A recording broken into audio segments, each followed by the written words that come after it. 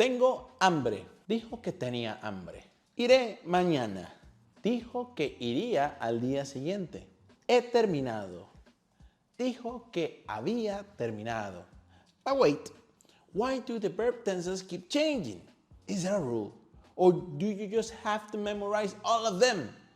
Amigas y amigos, welcome back. This is Profe Juan, and by the end of this video, you'll understand why Spanish changes tenses in reported speech, the most common tense changes you'll hear, and how to report what someone said naturally. Not complicated grammar, just how Spanish actually works. And attention, because this is part 2 of our reported speech series. In part 1, we learned the basic structure. Dijo que, me contó que, explicó que. If you haven't watched that lesson yet, I highly recommend starting there first, because today we're focusing on the next question. Why do the verb tenses change? Let me remind you first, when you report what someone said, you're usually looking back at a previous conversation. You are not longer repeating their exact words. You're describing what the other person said from a different moment in the time, right? In the past, basically. That's why Spanish often changes the tense. Before we move on, I have to remind you, hey, if you're not subscribed, click the subscribe button. More than 70% of the audience is not subscribed. Come on. Amigos, suscríbanse. Vamos. Okay, now, here's the big idea. When the reporting verb is in the past, Spanish often moves the second verb back in time too. Not because the meaning changed, because the speaker perspective changed. Let's look at the most common patterns, okay? Vamos. We'll start with the one we covered in part 1. Then we'll move on to the new ones. Attention, because in the original one, like what we saw in the previous video, was something like tengo hambre.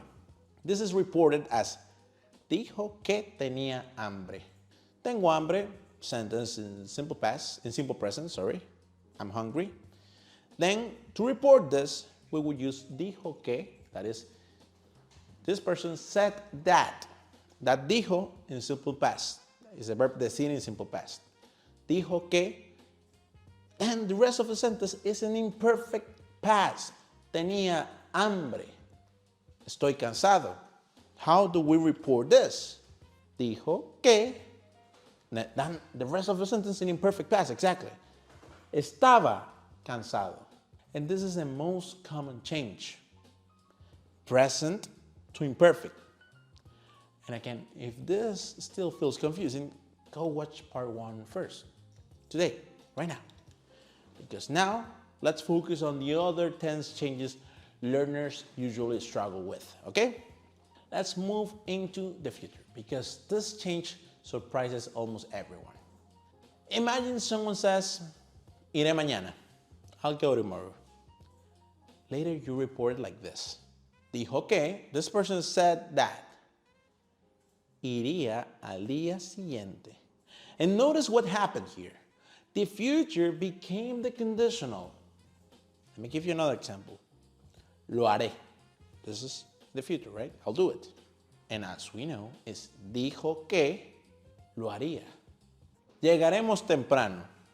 Dijeron que llegarían temprano. Llegarían in the conditional. Temprano. Perfect. Why?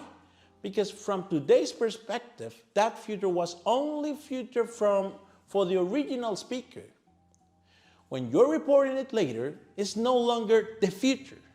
It's the future from a moment in the past. I repeat, when you are reporting it, it's no longer the future. It's the future from a moment in the past. That's exactly what the conditional expresses. We're good? We're good, we're good.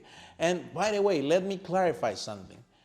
With the example of, hey, lo haré mañana, right? Or iré mañana, I'll go tomorrow. Dijo que iría. You can say mañana, right? Because of the same thing with the tense, with the moment in the past, in the future. No. Dijo que iría al día siguiente, in the next day. Maybe it's not tomorrow in this moment in time, right? Sounds weird. Sounds like a Thanos thing, a Marvel thing, but it makes sense. Muy bien. Now let's move one step further. What if the original sentence was already talking about the past? We have something like he terminado. We use the present perfect to express something that have happened in the past, right? I finished. If you want to report something like this, you would say something like, dijo que había terminado. And you may identify this because había terminado is the structure of, yes, of course, past perfect. For example, he hablado con ella. Dijo que había hablado con ella. And this is simple because the only thing you need to change is exactly the auxiliary. The auxiliary verb haber, in this case, is going to be conjugated in imperfect past. Había. So we have había hablado instead of he hablado. Muy bien. Another example. Hemos llegado. Dijeron que habían llegado. Again, Spanish moves everything one step further into the past. The present perfect becomes the past perfect. And this is one of the most common patterns in stories, interviews, and news reports. Very, very useful, and honestly, it's easy, especially for you guys. Does Spanish always change the tense? Not necessarily. Imagine someone says, el agua hierve a 100 grados. And this is basically that the water boils at 100 degrees Celsius, okay? Later, you report this. El profesor dijo que el agua hierve a 100 grados. Not hervía. But why? Why is this? Why when we report it, doesn't change into the past, right? Because, hey, we analyzed this in the first case. The present goes to the imperfect past. But why we don't change the structure here? Because it's still true. The same thing happens with facts like la tierra gira alrededor del sol, the earth goes around the sun. El profesor dijo que la tierra gira alrededor del sol. This is a fact. General truth don't suddenly become less true because someone said them yesterday. This is something you have to keep in mind just in case. That's why the tense often stays exactly the same. So instead of memorizing dozens of rules, remember one simple question. When reporting speech, ask yourself, am I describing something that was true at that moment or something that's still true now? If the speaker is looking back, Spanish often shifts the tense. If the information is still a universal truth, the tense often stays the same. And that's the idea behind all these patterns. Not memorization, perspective. The pattern from present to imperfect past, from future to conditional, from present perfect to past perfect. When we have general truth, we have the phrase, we report it the same way. Usually the sentences stay the same, and that's the shortcut. But now is your turn, mi amigo o amiga. Write one sentence in reported speech. For example, dijo que iría mañana. Or I have a better idea here. You can choose with any of the phrases I'm about to tell you, okay? You can say you can report something like, voy a comer atún esta noche.